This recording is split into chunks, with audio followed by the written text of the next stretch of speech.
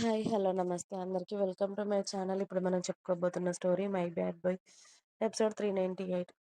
Afternoon వరకు అక్కడే ఉన్న రుద్ర మరదల్ వర్క్‌ని చూసి మెచ్చుకోలేకుండా ఉండలేకపోయాడు.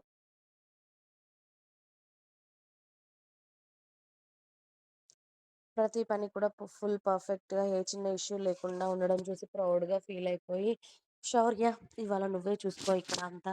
నేను మన ఆఫీస్‌కెళ్తున్నాను" అని చెప్పేసి పెద్ద తమ్ముడికి అక్కడ బాధ్యతలను అప్పజెప్పేసి రుద్ర అతడి ఆఫీస్‌కి వెళ్ళి అప్పుడే అతడి వర్క్ స్టార్ట్ చేశాడు. ఇక్కడ చరణ్, సమీర హాస్పిటల్‌కి బయలుదేరారు. ఇద్దరు కారులో కూర్చోగానే చరణ్ సమీరని పట్టుకొని, "ఏమైందే? హెల్త్ బాలేకపోతే నాకు కూడా చెప్పవా?" అని అడిగాడు ఆమె బుగ్గ మీద చెయ్యి వేసి.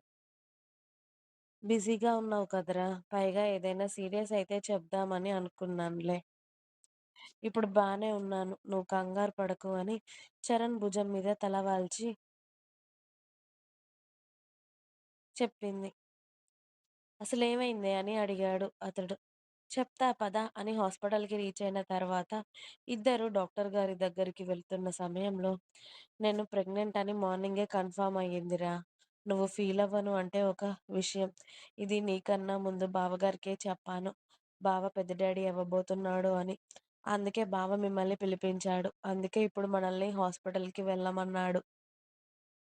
నేను హాస్పిటల్‌కి వెళ్ళిన తర్వాతే మీకీ విషయం చెప్పాలని అనుకున్నాను. కానీ నేను 2 రోజులుగా డల్‌గా ఉండడం బావ గమనించి ఆఫీస్‌లో ఏదైనా ఇబ్బందా అని బావ అడగడానికొచ్చాడు. కానీ ఇప్పుడు నిజం తెలిసాక బావకి మొదటగా చెప్పాలి అనిపించి చెప్పాను" అంది సమీర. ఆ మాటకి 2 నిమిషాలు షాక్ అయిపోయాడు చరణ్. మొదటిసారి అతడి బేబీ వస్తుందని తెలిసిన రోజే ఆ బేబీ వాళ్ళకి దూరం అవ్వడం గుర్తొచ్చి ఆమె ఆ న్యూస్ చెప్పగానే ఒకవైపు సంతోషం, ఓవైపు బాధ. అదే ఎక్స్‌ప్రెషన్స్‌తో చరణ్ సమీరని చూస్తూ ఉంటే, "ఓయ్! ఫీలయ్యావా ఈ విషయం నీకు ముందు చెప్పనందుకు" అని అడిగింది సమీర. ఆ మాటకు చరణ్ సమీరని చూస్తూ, "నేనెందుకు ఫీలవుతానే? అన్నయ్యకి చెప్తే ఇంకా మనకన్నా ఎక్కువగా అన్నయ్యనే హ్యాపీగా ఫీలవుతాడు. ఇది నిజమేనా?" అని అడిగాడు చరణ్ నెమ్మదిగా. 2, 3 రోజుల నుండి నాకు కూడా అనుమానంగా ఉంది. కానీ టెస్ట్ చేసుకున్నాక హాస్పిటల్‌కి వెళ్ళి వచ్చాక చెప్పాలి అనుకున్నాను. మొదటిసారిలాగా నిన్ను డిసప్పాయింట్ చేయొద్దని అనుకున్నానురా. అందుకే మార్నింగ్ ఆఫీస్‌కి రాగానే టెస్ట్ చేసుకుంటే కన్ఫర్మ్ అయ్యింది. అలాగే ఒకసారి డాక్టర్ గారి దగ్గర కూడా కన్ఫర్మ్ చేసుకోవాలి అనుకున్నాను. కానీ బావగారు డైరెక్ట్‌గా ఆఫీస్‌కొచ్చారు. నన్ను చూసి ఆఫీస్‌లో "ఏదైనా ఇబ్బందా? ఎందుకలా ఉంటున్నావని" అడిగేసరికి ఇంకా బావకి విషయం చెప్పేశాను. అందుకే మనల్ని హాస్పిటల్‌కి పంపించాడు. "వెళ్దాం పద మనం ముందు డాక్టర్ గారు చెక్ చేశాక ఏం చెప్తారో" అని ఆల్రెడీ అపాయింట్‌మెంట్ ఉండడంతో ఇద్దరు డాక్టర్ గారి దగ్గరికి వెళ్లారు. తర్వాత సమీర వారం రోజులుగా తనకు ఒంట్లో నలతగా ఉండడం, డల్‌గా ఉండడం, ఆ తర్వాత ఉదయం ప్రెగ్నెన్సీ టెస్ట్ కన్ఫర్మ్ అవ్వడం అదంతా చెప్పిన తర్వాత మళ్ళీ టెస్టుల్లో చెకప్‌లు, స్కానింగ్‌లు అన్నీ చేశాక కంగ్రాచ్యులేషన్స్ సమీర అండ్ చరణ్. మీరు పేరెంట్స్ అవ్వబోతున్నారు ఇద్దరు అని చెప్పారు డాక్టర్ గారు.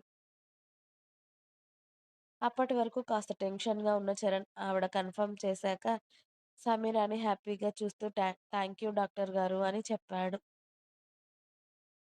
ఫస్ట్ సారి మిస్‌క్యారేజ్ అయినప్పుడు కూడా సమీరాని ఆవిడే చెక్ చేయడం, పైగా ఇప్పుడు రుద్రనే స్వయంగా పంపించడంతో సమీరాతో మాత్రమే లోపల ఆ మాటలన్నీ మాట్లాడి, చెకప్‌లు అన్నీ అయ్యాక జాగ్రత్తగా ఉండాలి సమీర ఇప్పుడైనా నువ్వు.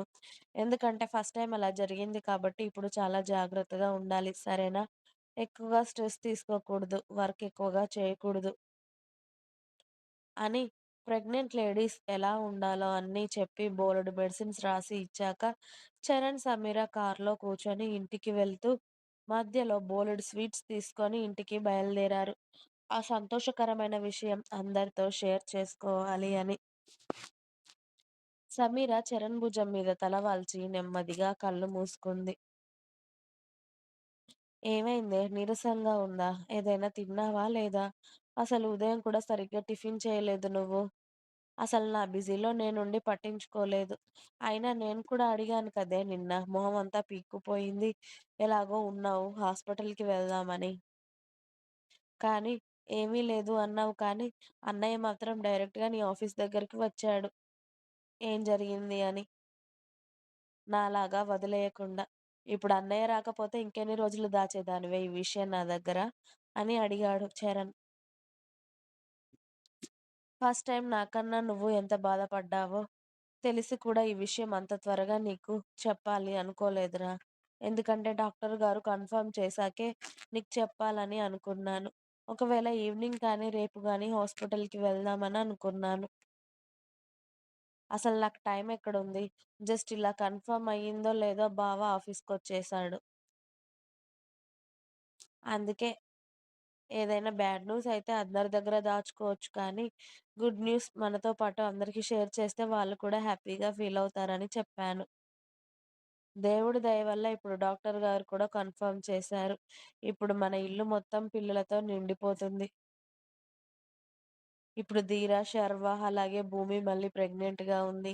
అలాగే వేద అక్కకి మళ్ళీ ప్రెగ్నెన్సీ వస్తుంది కదా! ఇప్పుడు జీవనన్నయ్య, సారిక వదినకి ఎలాగో మన ధన్వి పాప ఉంది. ఇప్పుడు మళ్ళీ నేను ప్రెగ్నెంట్. నాకు తెలిసి ఇంకో 4, 5 సంవత్సరాల్లో మొత్తం పిల్లలతో నిండిపోతుంది మన ఇల్లు. ఇప్పటికే అత్తయ్య గారు ధీర, శర్వ బాబుతో ఫుల్లుగా అలసిపోతున్నారు. రోజంతా వాళ్ళతో ఆడుతూ. ఇప్పుడు భూమి డెలివరీకి రెడీగా ఉంది. ఇంకో 3, 4 నెలల్లో ఆ తర్వాత నేను ఇక అత్తయ్యకి ఖాళీగా ఉండదు. మన ఇల్లు పిల్లలతో నిండిపోతుంది అని తలుచుకుంటేనే భలే హ్యాపీగా ఉందిరా అని నవ్వుతుంది సమీర. చరణ్ కూడా ఆమె మాటలకు నవ్వి ఇద్దరూ మాట్లాడుకుంటూ ఇంటికి రీచ్ అయ్యారు.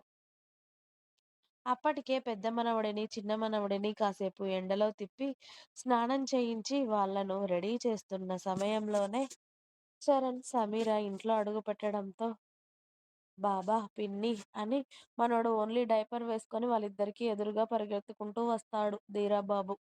"రేయ్ నాన్న డ్రెస్ వేసుకోరా, అలా పరిగెత్తకురా" అని మీనాక్షి గారు అలసిపోయి ఇక అరుస్తూ ఉంటారు హాల్‌లో కూర్చొని. పిన్ని అని చేతిలో చాక్లెట్ పట్టుకొని అప్పుడే స్నానం చేసినా కూడా అది మళ్ళీ పళ్ళకి, మూతికి అంతా అంటించేసుకొని వచ్చిన ధీరా బాబుని ఎత్తుకొని, "ఏంట్రా నాన్న డ్రెస్ వేసుకోవా? అలా తిరగకూడదు. దిష్టి తగులుతుంది కదా నా బంగారు కొండకి" అని కొడుకు మూతిని టిష్యూతో తుడిచి, వాడి చేతుల్లో ఉన్న చాక్లెట్ కూడా తీసి వాడిని సింక్ దగ్గరికి తీసుకెళ్ళి వాడి హ్యాండ్ వాష్ చేసి మళ్ళీ వాడి మొహం నీట్‌గా కడిగి తీసుకొచ్చి సమీరానే వాడిని రెడీ చేస్తూ ఉంటే, నానమ్మ ఒడిలో ఉన్న శర్వా బాబు కూడా నిక్కి నిక్కి మరి అప్పుడే వచ్చిన బాబాయ్, పిన్నిని చూస్తూ ఉంటాడు. "ఏంట్రా నాన్న నిన్ను కూడా ఎత్తుకోవాలా?" అని సమీర అడుగుతూ ఉంటే, వాడు కళ్ళు పెద్దవి చేసి నోరంతా తెరుచుకొని మరి నవ్వుతూ ఉంటే, "మీ పిన్ని వాడితో బిజీగా ఉంది కానీ, నేనెత్తుకుంటానురా పొట్టోడా" అని చిన్న కొడుకుని ఎత్తుకున్నాడు చరణ్. సమీర గొంతుకి వేద, శ్రావణి, భూమి బయటికి వచ్చారు. "మీరు ఈ టైంకి ఆఫీస్‌లో ఉండాలి కదా బావ! ఏమైంది? కపుల్స్ ఇద్దరూ ఎక్కడికైనా వెళ్తున్నారా?" అని అడిగింది వేద చరణ్ పక్కకి వచ్చి కూర్చొని. ఇంకా ఉంది. మీకు నా స్టోరీస్ నచ్చినట్టయితే ప్లీజ్ నా ఛానల్‌ని తప్పకుండా సబ్స్క్రైబ్ చేయండి.